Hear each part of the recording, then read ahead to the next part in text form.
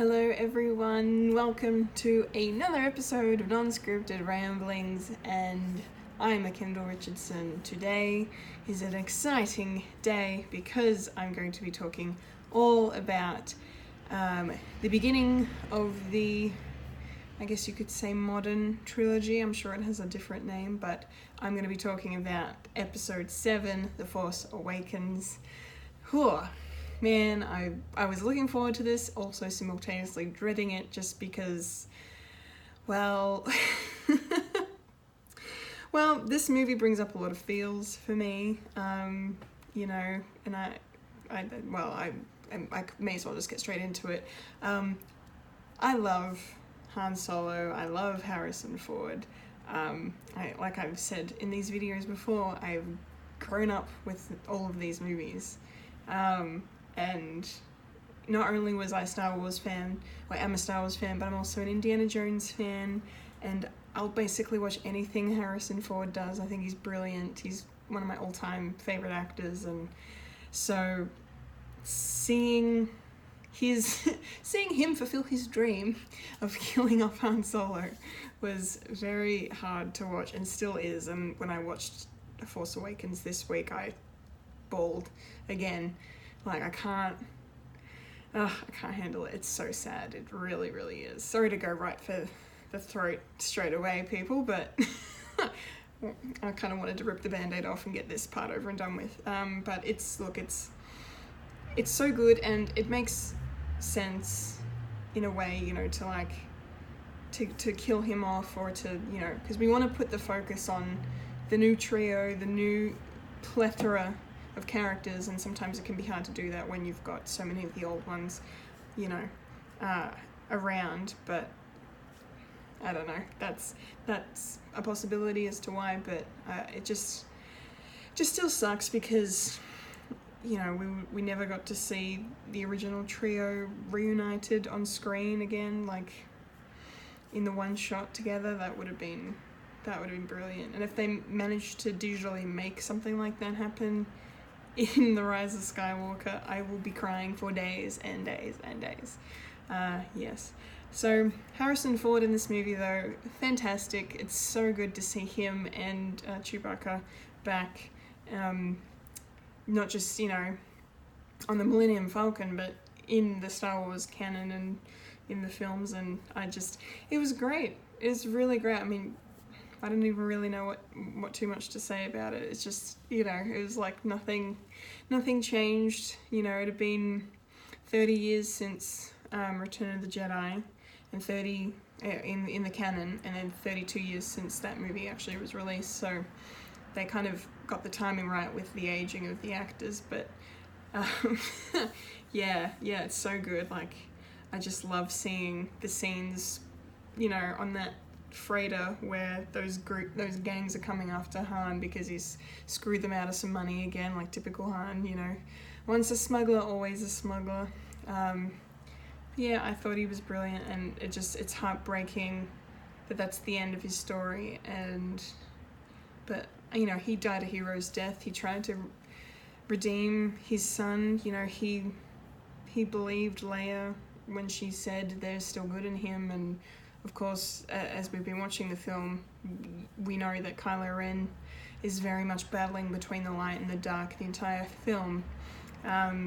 So it's ever the more heartbreaking to see not just him kill his father, but the fact that he was on the precipice almost of returning to the light, and then just, you know, tricked his father so he could kill him. But then again, it kind of that last, you know, the last 30 seconds or so when they're both holding his lightsaber is pretty intense, because Han's trying to take it from him and Kylo won't let him, but he wants, like, it's intense. But it's very heartbreaking, especially in terms of the Skywalker story. The fact that now we've gone not full circle, but in a way we're back to where we started with. Now we have another Skywalker who's turned to the dark side. And one who was trying to desperately take after his grandfather. Yeah, it's very well done. It's very well done, but yeah, it's just very sad. So no more Han Solo. He's no more, but you know, he's fantastic in this movie, so it's great. While we're talking about the old characters, I should mention that Peter Mayhew may or may not have been in this movie, or at least he was definitely on set, I think, or he was in some of the scenes, because I've read conflicting things about him playing Chewbacca in this. He's credited as playing Chewbacca, so he must have done the majority of it, but the newer wearer of the Chewbacca suit, his name is, I'm going to butcher this, I think it's Junus. It's Junus or Jumas. Junus Srutamo. I probably butchered that. I apologize. He is the new Chewbacca, and he's continued on, I believe, in episodes 8 and 9 as the new Chewbacca after Peter Mayhew was, you know, he obviously got old and couldn't, you know, be on his feet too long. I think he was in a wheelchair before he died too, so, which is very, very sad. But, so that's the passing of the torch there, Peter Mayhew. On that note too, Kenny Baker didn't play R2-D2 in this film. From what I read, it looks like he was on set as a consultant of how to operate R2 and, you know, play the character, I suppose, with all the beeps and all of that, but, or mannerisms inside the, yeah, whatever the R2-D2-ness of it all, Kenny Baker was there on set, helping with this film. So this would have been probably the last time, unless he was on set for The Last Jedi, because that would have been filming the year he died, because he died in 2016, so, and that was when the year Last Jedi was filmed, so, I don't know about that, but yeah, he was at least there and helping in some way, so that's really, really cool. And then, of course, you know, the trifecta of sadness. You know, we lost Kenny Baker, we've lost Peter Mayhew, and of course, the legendary woman that was Carrie Fisher. Thank goodness she was at least able to return to the franchise for this movie and play Leia. You know, obviously we know she's in Last Jedi. You know, that was the last film she did, or the last Star Wars film she did, and she's going to be, you know, somehow cleverly inserted into Rise of Skywalker when that comes out in a couple of weeks, so that'll be exciting to see how they do that. I'm sure it'll be very respectful, but it was very good to see Carrie return to the role of Leia. She just really knows where Leia is in terms of her warmth and wit, and just fierceness. She's such a, like I've said it in the earlier, you know, videos talking about the original trilogy, I just love Leia and how much of a force, pun intended, she is to be reckoned with. She's just wonderful. And so it was so nice to see her play an older Leia, a general. She's not a princess anymore, she's General Leia Organa, and it's just fantastic. She's the leader of the Resistance, and what better leader could you ask for, in my opinion? So it's fantastic to see her. As a little Easter egg for those who may or may not be aware, one of the young lieutenants in the Resistance is played by Billie Lourd, who is Carrie Fisher's daughter. Force Awakens was her feature film debut. She hadn't been in movies before. She wasn't even sure if she wanted to do it, and Carrie asked if Billie could have a small part in the film, and she basically, I think she said she fell in love with filmmaking and acting, and so she's now gone on to star in multiple things. Most notably, she's now known for her parts in American Horror Story, which I think she's really good in, so keep an eye on Billie Lourd over the years. I'm sure she'll become a big name like her mum was, so that's really cool. But it's nice that she's in the film and she's got the Leia buns from A New Hope, which is a nice little touch. Really like that. Okay, so let's talk about the new characters.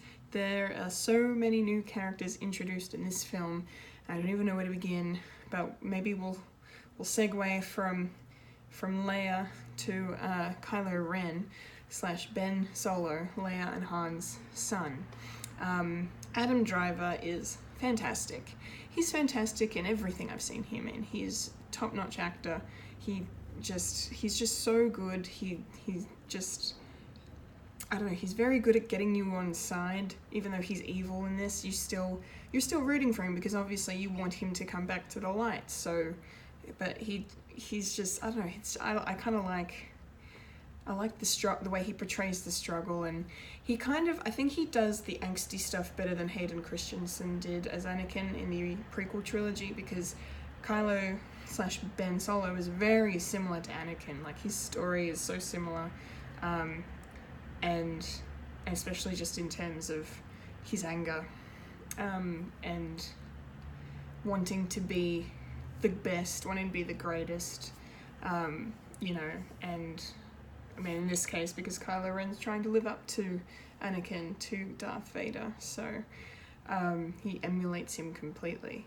You know, obviously the helmet is very inspired by Vader, and he has Vader's, you know, the charred remains of Vader's mask that Luke burnt at the end of Return of the Jedi. Like, he's got that in his, like, room, you know, which is intense. And you see him talking to his grandfather. Like, it's interesting, because, I mean, does he not realize that Anakin came good at the end? Like, I don't know.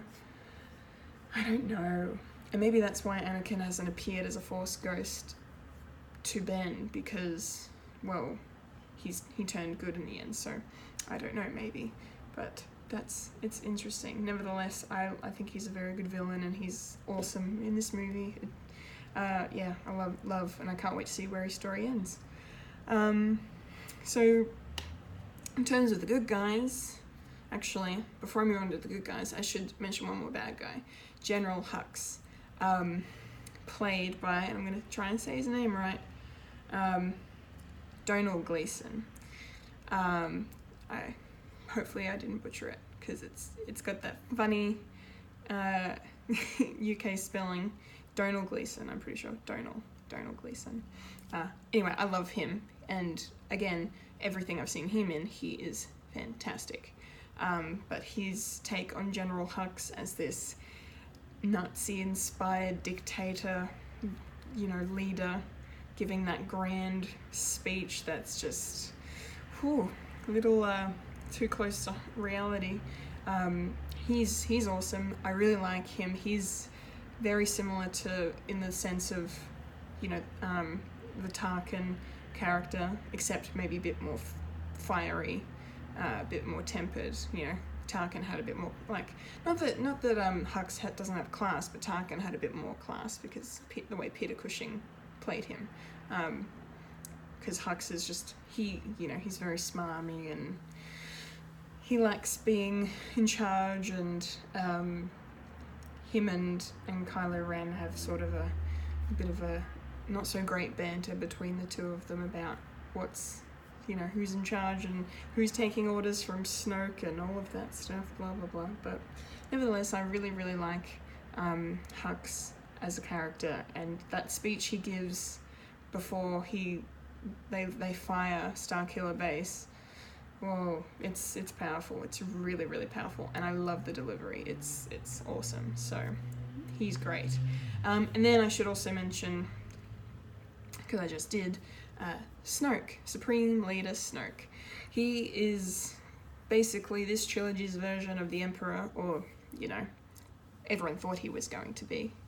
And he's voiced / played by Andy Serkis. I think he did the mocap thing, as he is wont to do, which is awesome.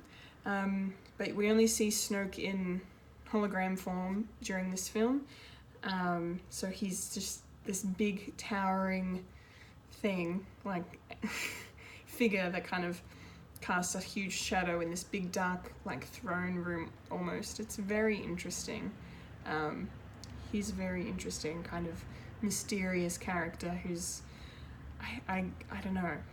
We don't really know much about Snoke, or at least I don't know much about Snoke, unless there's been other Star Wars stuff published since Force Awakens and Last Jedi that explains a bit more of his backstory, because as far as I know, we don't really have much of a backstory on who he is, and what his plan is, you know, so.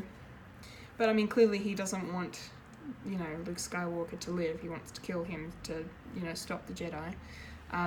he does have a really cool line during one of the conversations he's having with Kylo Ren and I think Hux as well about Luke Skywalker. He says, if Skywalker returns, the new Jedi will rise.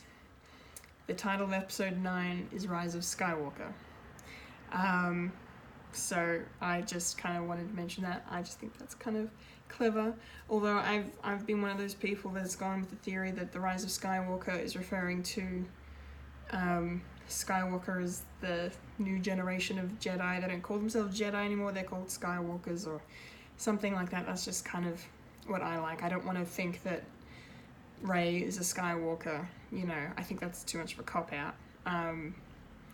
So I think it's literally this new version of Jedi, especially because Rey, as we'll see next week when I talk about The Last Jedi, she's kind of teetering on the grey Jedi zone, if that makes sense.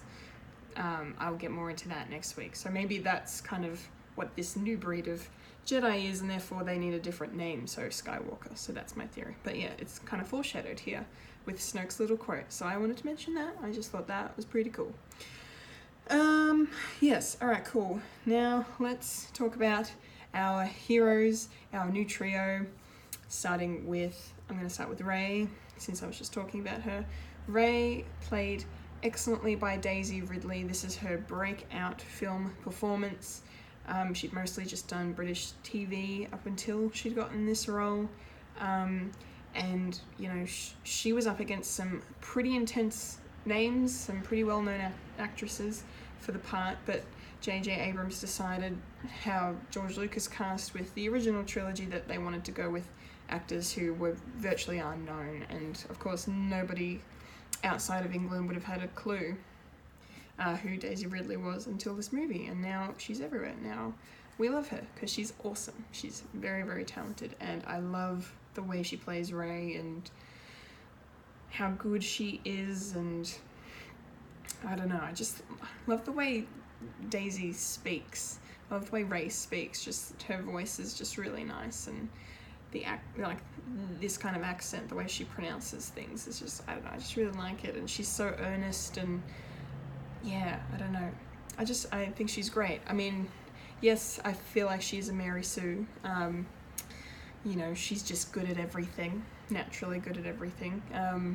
She's a hotshot pilot, and you know, and she's good at fixing ships, and then she's just naturally, you know, force sensitive and can manipulate others with the force already, and uses a lightsaber to fight by the time the film's done. So she's very much a, you know, a Mary Sue heroine, who does get a bit more interesting as the movies get on, like obviously with Last Jedi, like I said, I'll talk about it next week, but preview of coming attractions. Yeah, so, but I really enjoy her, and I love the bond she has with Finn. How they kind of connect at the start of the film is just, it's just really, really nice. So, yeah, cool. I guess we should talk, actually, I should mention when I was going to say before about how other actresses, like big names, are actually considered for Rey. So we have Elizabeth Olsen, who couldn't do it because she was pretty much already tied up with Marvel playing Scarlet Witch, Wanda Maximoff, Shailene Woodley, Jennifer Lawrence, and Felicity Jones, which is interesting considering the very next year she would be playing Jyn Erso in Rogue One, but apparently she auditioned to play Rey, so that's kind of cool. She got into the Star Wars universe, just not how she initially intended, so good on her. Yes, Finn, let's talk about Finn. John Boyega, another great unknown actor.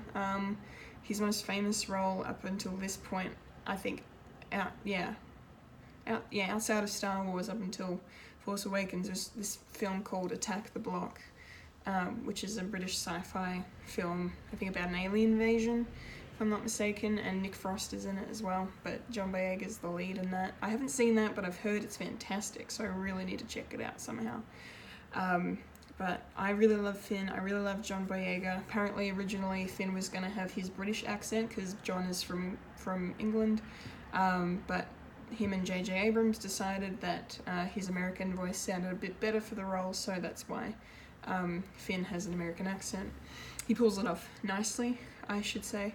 Very convincing for me. I'm Australian, not American, so I'm not really the best judge of that. But he could have fooled me. I thought he was American until I found out he was British. So there you go. But no, he's great. He's one of the best characters in this film purely because he's someone we've never seen before. We've never seen anyone underneath the Stormtrooper outfits. Anyone ever.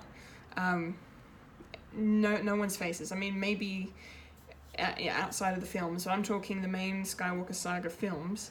We've never seen any Stormtroopers unmasked, and this is the first time. Not only that, he defects and he turns good and joins the Resistance and yeah, I don't know. I just think he's fantastic. Like, I mean, it's awful that he gets himself put in this situation, where he's trained his whole life, raised his whole life to do one thing, and then he gets into battle and then just decides, no, this is not for me. This is not what I want to do at all. I cannot kill these people, innocent people. Like, it's wrong. So he defects and saves Poe and helps Rey, with BB-8 and the plans, the map to get to Luke Skywalker. So yeah, he's great. I just really like his character. I like what they do with his character in this film, and John Boyega does a really good job. Speaking of Poe Dameron is such. He feels like such an old school, dreamy hero. I don't know. He's got something old school about him, something very classic about him. Like, I can't put my finger on it, but just the way Oscar Isaac plays him. And I've seen Oscar Isaac in a few other movies, and again, another great actor, but for some reason the way he delivers Poe's dialogue and the way he carries himself, he's just, I don't know, he's such a good guy. He kind of epitomizes, he's the Boy Scout, he's just pure and friendly, and there isn't a mean bone in his entire body. And and the fact that he takes to Finn so well and kind of takes him under his wing, gives him his name for one, which is another clever thing. Finn's Stormtrooper name was FN 2187, which is actually 2187 was the name of Leia's cell in A New Hope. So another little reference there, which I think is cool. But yeah, Poe Dameron, awesome. The best pilot in the Resistance, easily. Yeah, he's great. I really enjoy him a lot. So, and it kind of sucks watching this movie and you think he's dead for most of it because, him and Finn crash land on Jakku, after they're trying to escape the First Order, and then they're in the TIE fighter and they get shot down, and it sinks under the sand, and Finn's just like, what the hell am I going to do now, and where's Poe, and so yeah, it sucks. But then he comes back when after the First Order attack everybody when they're at Maz Kanata's place, so they can get BB-8 because he has the map to Luke Skywalker. But yeah, thank God for that. So he's really great. I really am looking forward to watching Last Jedi and seeing more Poe Dameron, that's for sure. Speaking of BB-8, BB-8 is great. He's so cute. Probably the cutest droid in the galaxy, I think. I love him. He's adorable. He's so cool, and the fact that the majority of his scenes are all practical effects is super awesome. Love that so much. He's so cool. Apparently he's based on an early R2-D2 concept, which is kind of interesting. So it's nice that the technology kind of presented itself in 2014, 2015, so that they were able to make this droid the way that they wanted and have him do his thing. He's great. But the hands down best scene is when Finn and BB-8 are talking on, while Rey's trying to fix the Millennium Falcon so it doesn't explode, and then Finn's like, BB-8, you've got to tell her where the the resistance base is, because I don't know where it is, because I'm not part of the resistance and I don't want her to know, and can you just help me please? And then he, you know, BB-8 beeps it out where it is, and then while Rey bobs back down to keep fixing, Finn gives him the thumbs up, and then he opens his little compartment and a little like flame comes out and it looks like a thumbs up, and it's been 4 years and I don't care, it's still one of the best moments in a Star Wars movie. I just love it. It's so cute, it's so adorable. I remember the first time I saw it, couldn't stop laughing or smiling for probably like 10 minutes. So good. Absolutely wonderful. Yeah, I think that's all of those things kind of that I wanted to cover with the characters and scenes and whatnot. So, cool moment. Rey has a vision when she touches Luke Skywalker's lightsaber. And she sees a lot of interesting things. One cool thing I wanted to point out, because at the start of the vision you hear Darth Vader's breath for a second. I'm fairly certain you do. But I looked up that what she's looking at, because she's in a corridor that is supposed to be Cloud City. So Empire Strikes Back, right? So and we've heard Vader's breath, so she's supposed to be looking at Luke and Vader dueling in Cloud City, and she would have no idea what she's seeing, but that's the scene she saw at the time.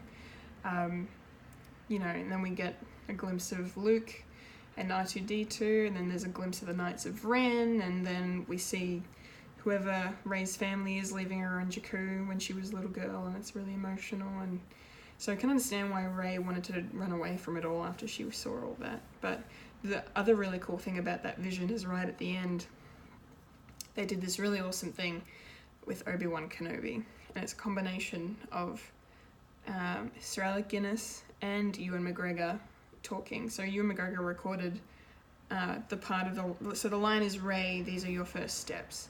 Ewan McGregor recorded, these are your first steps for this film. But how they got Sir Alec Guinness to say Rey, they lifted it from one of his first lines in A New Hope, where he's talking to R2-D2 and he says, don't be afraid. Afraid, Rey. It's so clever. But I really love the fact that they've combined the two Obi-Wans in this one little scene. Oh, yeah, I don't know. I love it. It's so cool. It's so cool. What else can I mention? Daniel Craig has a cameo in this film. So for those who don't know, he plays a stormtrooper that Rey says, you know, oh, excuse me. She tells him to remove these restraints and leave the cell with the door open and drop your weapon.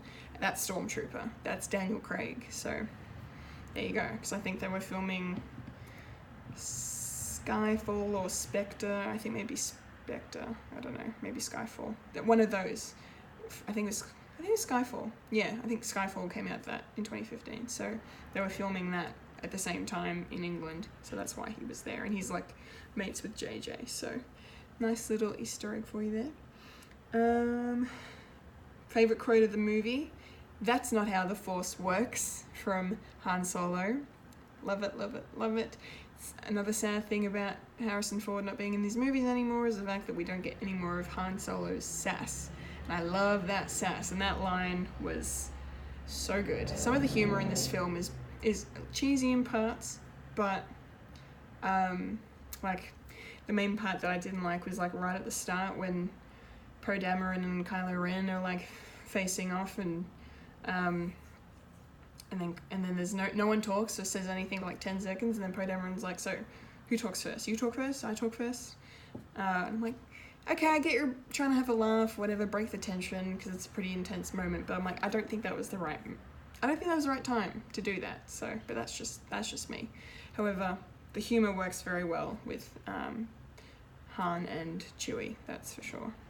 And C-3PO, that hilarious moment where he interrupts Han and Leia's reunion on screen. The first time we're seeing them on screen together in over 30 years, and C-3PO is just like, you probably don't recognize me because of the red arm. Like, yes, 3PO, we know exactly who you are. So, but it's, yeah, I love it. It's very, very funny. So the film received 5 Oscar nominations. It's the 2 notable ones were visual effects. It also got, I think, sound editing and mixing and film editing. Film editing was cool because it was done by 2 women, so yay.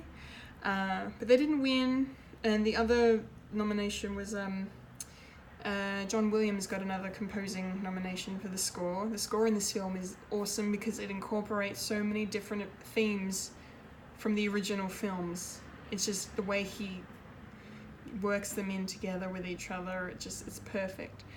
This was actually his 50th Oscar nomination, was The Force Awakens, so amazing. Would have been cool if he'd won, but that's pretty awesome. 50 Oscar nominations at 2015. Oh, good stuff. What else do we have? Gary Oldman was almost in this film. He auditioned for the role that went to Max von Sydow, or Sydow. Again, butchering pronunciation, sorry. That was Lor San Tekka, who's the old man that Poe Dameron gets the map to Luke Skywalker off at the very beginning of the film. Gary Oldman auditioned for that role, didn't get it. There were so many directors that were considered for this movie, it's insane. 2 notable ones were Brad Bird and Matthew Vaughn. And there was also, I think, James Cameron, David Fincher, I can't even think, Spielberg, of course. Like, there were so many big notable directors that were all considered for this movie and all wanted, I think maybe lobbied some of them, I guess, but JJ won in the end, and I think we can all be in agreement that we're glad he did, because he's done a fantastic job. He also co-wrote the script with Lawrence Kasdan, and of course we know Lawrence Kasdan has major Star Wars cred because he wrote the screenplay for either Empire Strikes Back or Return of the Jedi, or both of them. Excuse me, I cannot remember, but he's written for Star Wars before, so he knows what he's doing, and everything that JJ put in was just awesome. I loved it. What else? Kylo Ren. Apparently Lee Pace and Eddie Redmayne auditioned to play Kylo, missed out, and Michael Fassbender, and for some reason Hugo Weaving, who was much older, unless there was like a time when Kylo was going to be older and not, the son of Leia and Han. They were considered, Fassbender and Weaving were considered to play Kylo Ren, so that's interesting. Joel Edgerton, despite playing Owen Lars in Revenge of the Sith, and I think in Attack of the Clones as well, he auditioned to play, or he was considered to play Poe Dameron, which is kind of cool. He would have been a nice Poe. I really like Joel Edgerton. He's a very good actor. And Aussies for the win. Also James McAvoy and Chiwetel Ejiofor were considered for Poe Dameron. I would have liked either of them. All 3 of them would be good, but I'm glad it's Oscar Isaac. I'm glad. I like Oscar. He's great. Alright, so I'm going to wrap up the video in a sec, but what I want to do before I do that is just talk you through a few points that people like to bring up when they talk about Force Awakens, because the big controversy, of course, at the time when it came out is that it's a rip-off of A New Hope.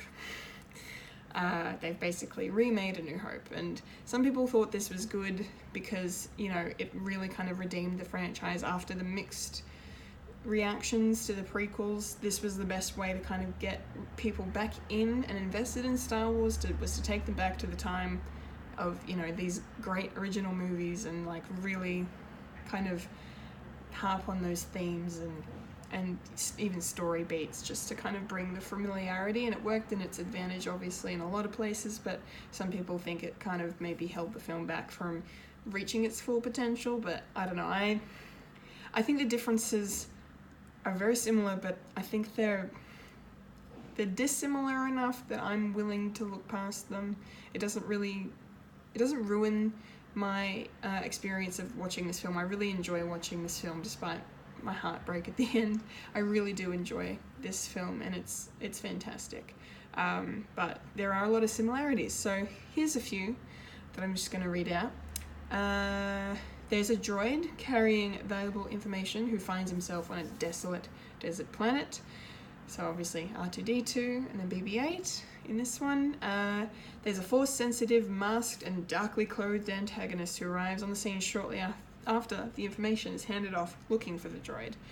Darth Vader, Kylo Ren parallel. There's a desert settlement that is wiped out by stormtroopers. Oh yeah, what's that? That's freaking the First Order troops, the stormtroopers. Obviously at the start of this film we see them wiping out those villagers, and then in A New Hope they kill Owen and Beru. There's a hero who's tortured by the bad guys to retrieve the information. So that's obviously Poe Dameron parallel with Princess Leia when they're both tortured in these films. There's a lonely, Force-strong desert dweller who dreams of more. So that's Rey and Luke parallel. There's a worldly old warrior who has to explain the Force to the next generation. So that in A New Hope it was Obi-Wan Kenobi. In this film it's Harrison Ford, Han Solo. It's Harrison Ford. It's Han Solo. There's a cruel military officer who holds a comparable level of authority to his Force-sensitive, masked and darkly clothed colleague. Hux and Kylo Ren and Tarkin and Darth Vader. There's a mostly unseen supreme evil that's pulling the strings from the shadows. Snoke and the Emperor. There's a criminal element that's owed a debt by Han Solo and attempts to kill him after he screws up the arrangement. So obviously the two gangs in this on the Freighter and Jabba the Hutt. And Greedo, I guess, to a lesser extent. There's a cantina filled with various alien creatures, Mezcanadas, and obviously the cantina on Mos Eisley. There's a moment one of the heroes abandons the fight as a self-preservation measure, but he eventually returns. So Finn decides to give up and run because he just wants to protect himself, similar to Han Solo in A New Hope, who by the time he returns the princess to the rebel base, he's like, well, this isn't my fight, I'm not sticking around. He doesn't really want to get involved. So there's that. There's and yeah, well, they both return by the end of the film as well. Yeah, of course, we know that. There's a massive spherical weapon that's used to destroy a planet.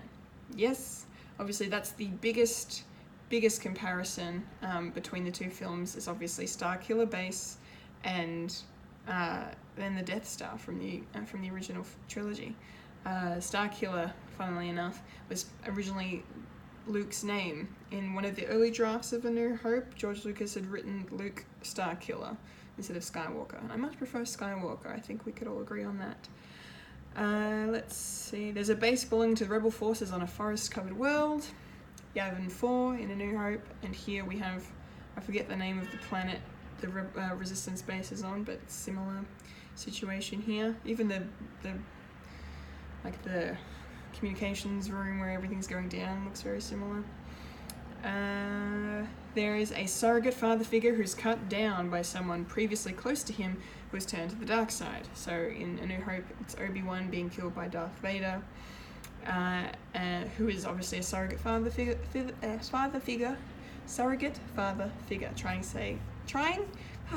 can't speak. I was going to say, try saying that fast 3 times, and then I screwed it up. So good stuff. I need to finish this video. I'm running out of energy. And obviously in this film, Force Awakens, Kylo Ren kills Han Solo, who is Rey's surrogate father. Only briefly, and not as much as Obi-Wan is for Luke, but it's definitely there. There's a coordinated aerial attack on the massive spherical weapon that's monitored from a control room by Leia. Yep, don't really need to say that. Again, there's a trench that X-Wings flew through in order to fire on a vulnerability in the weapon to destroy it. Exactly the same as the fight in New Hope, Starkiller Base, very, very, very similar. And I think the last fact, there is a massive explosion that gives the rebels a major victory, but likely allows the Force-sensitive, masked, and darkly clothed antagonist to survive to fight another day. Yes, there is. Yeah, so that's how similar the two movies are. That's a lot of similarities, but it's not just that makes these movies great. There is so much more to them, and there is so much more in Force Awakens than those points that stand apart from A New Hope, in my opinion. Yes, they're obviously incredibly similar, but I don't care. I love it. It's fantastic. So I think I'm going to leave it there, wrap up. I've gone on a little too long, so I apologize. I hope you guys enjoyed my review and my rambling about The Force Awakens. I love the movie. It's awesome. So go watch it. Please, it's so great. Next week I'll be back with another video, and I'm going to be revisiting the interesting film that I've only seen once. So this is going to be the second time I've ever watched this movie, and that is, of course, Episode 8, The Last Jedi. I haven't watched it in 2 years since it came out. So I am definitely excited to check it out again, because yeah, there are some good moments, but there are some moments that I don't like, and I'm going to be vocal about them next week. So hopefully my rewatch will be good, and I will get more out of the movie this time around. So we'll see. Alright, thank you guys so much for watching. I really, really appreciate it. I've been a Kendall Richardson, and you've just experienced non-scripted ramblings. May the Force be with you.